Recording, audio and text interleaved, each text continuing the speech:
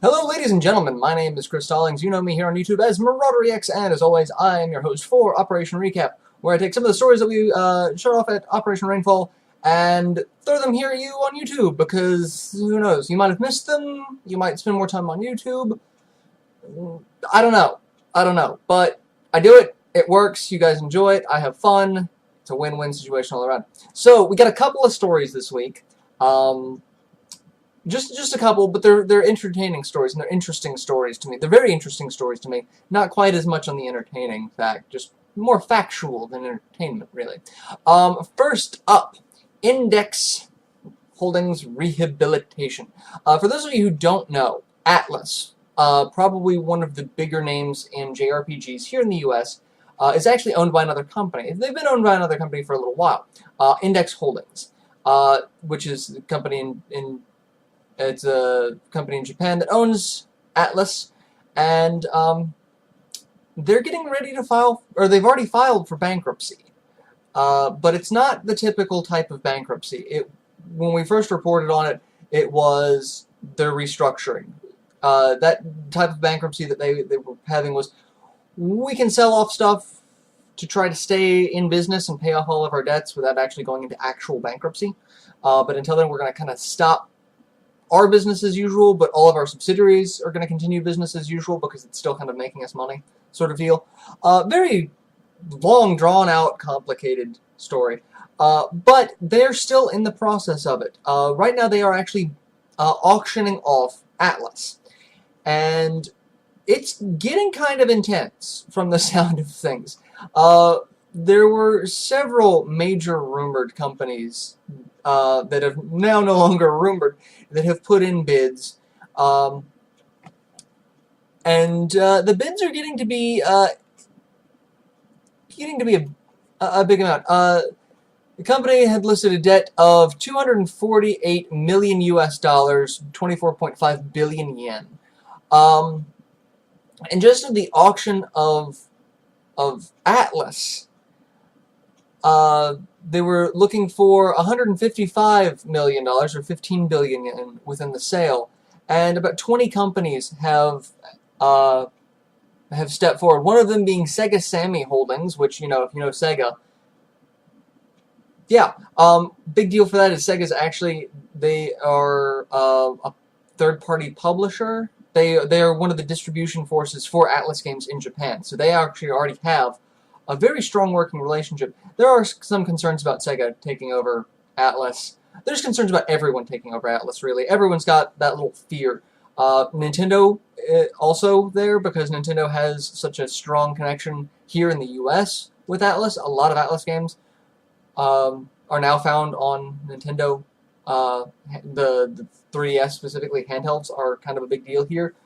But another company, J-Trust, has jumped in, and like I said, it's getting big right now. The highest bid seems to be about 20 billion yen, or 207.4 million US dollars. That's, you know, that's almost what they were looking for, you know, just right off the bat for their debt. If they sell Atlas, Index, you know, at this rate, may just skid home free and not having to worry about, you know, bankruptcy. So, if you're interested in finances, if you're interested in how companies work, I actually kind of have been getting into that. I don't know why, but I've been following this story very closely, seeing just how much a name and development team is worth. I know Atlas pretty well, but I'm also a gamer. So, to me, I can't imagine, you know, the price getting that high. But it is a business, and they are making money, and it's a well-known name in that industry. So, it's one of those weird things. Typically, if you're a non-gamer and you think, oh, Nintendo's worth a ton. I mean, Microsoft's obviously worth a ton. Sony. But they also have things that are non-gaming about them. Microsoft does, you know, operating systems, other, you know, forms of hardware and software. Sony does other forms of electronics. Nintendo just does, games. Atlas just does games. And so for a company to be that well known just for games, it amazes me. And so I like watching this type of, world unfold. Speaking of Atlas, one of the other stories for this week is its director had a blog post and was teasing the crap out of fans. I'm going to butcher his name. Please forgive. I say this all the time that I butcher names. Katsura Hashino. I really hope I'm pronouncing that right. But he is the Persona series director, and he did a blog post because Atlas is kind of up in the air right now. Everyone's like, oh well, it's going to happen. He seems pretty confident that things for them are going to continue status quo. The Persona series is a very well-known series. It's getting ready to come up on its anniversary. I think 20th anniversary almost, something like that. Atlas's 25th anniversary is coming up. I don't quite think the Persona series is that old, but the Atlas itself, their 25th anniversary is coming up. And the Persona series has been such a strong flagship title for them for the last several years that they don't seem all that concerned. So he went onto his blog and started talking about how, you guys are concerned, but don't worry, we've got stuff in development for Persona. And that just sent the fans all at Twitter. And Twitter was a thing. So, yeah. Basically, the whole thing is announcing unannounced titles. And if there's one thing you don't do to gamers is you don't put that carrot in front of us, because we don't know how to handle that, and we go crazy, and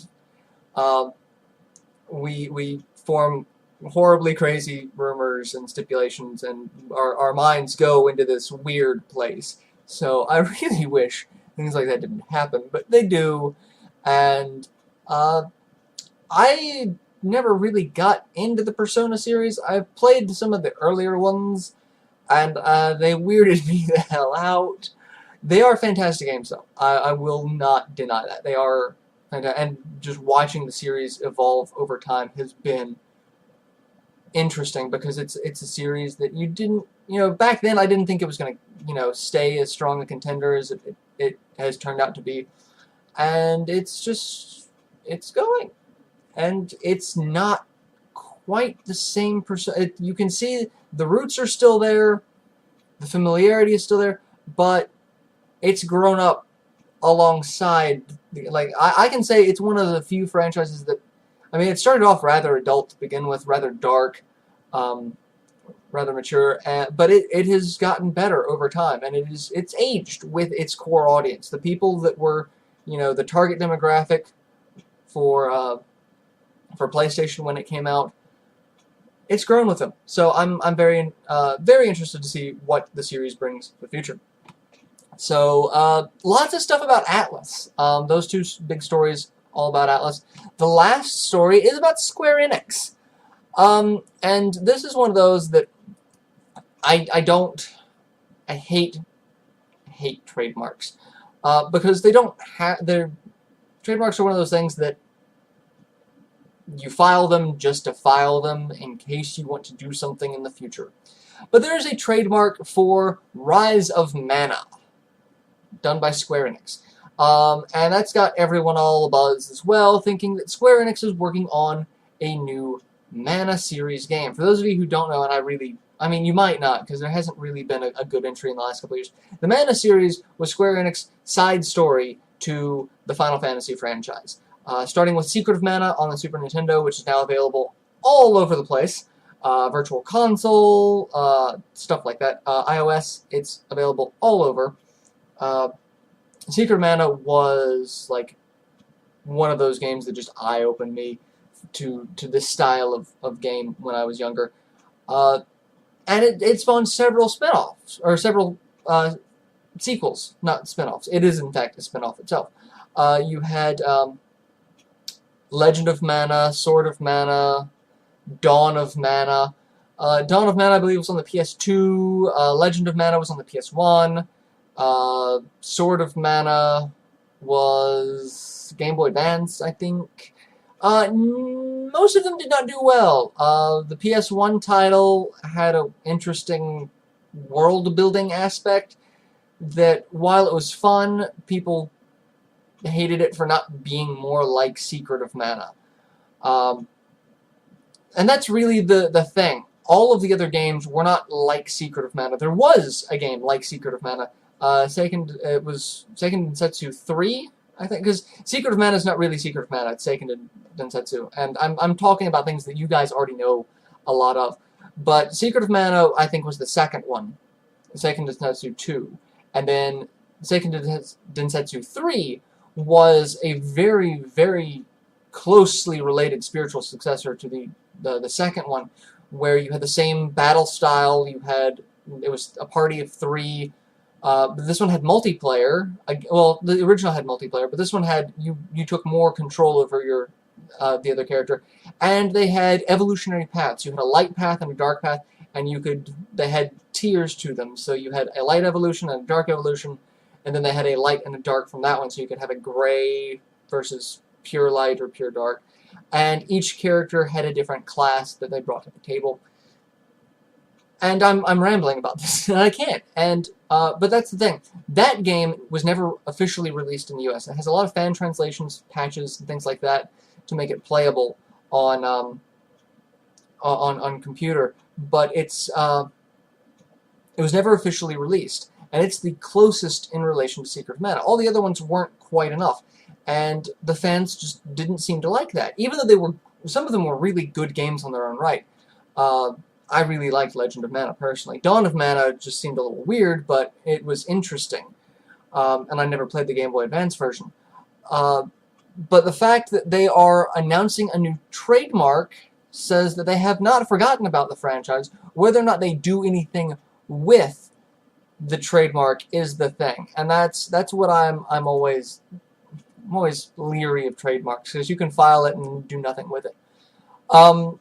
But this gives people hope that they have not forgotten this franchise, which it seemed like may have been the case. And that's actually going to be my question to you. If this is a new game that they're working on, do you want it to follow the old Secret of Mana games, the Seiken Densetsu 2 and 3 style, for those of you who have played the patched 3? Or is what they're doing with the series interesting enough for you to play it, even though it's not quite the same? I gotta say, Square has always, experimented with stuff. Back in the day, when they would experiment with something new, you got something like Secret of Mana. You got a great game. Lately, you get Final Fantasy 13 and 13-2, or 10-2, and that's just, I'm not entirely sure. So, that is my question to you. What do you think of the Rise of Mana trademark, and what would you like to see come from it? So with that, I'm going to go and enjoy the rest of my weekend, and I strongly encourage you all to do the same. So till next weekend, later.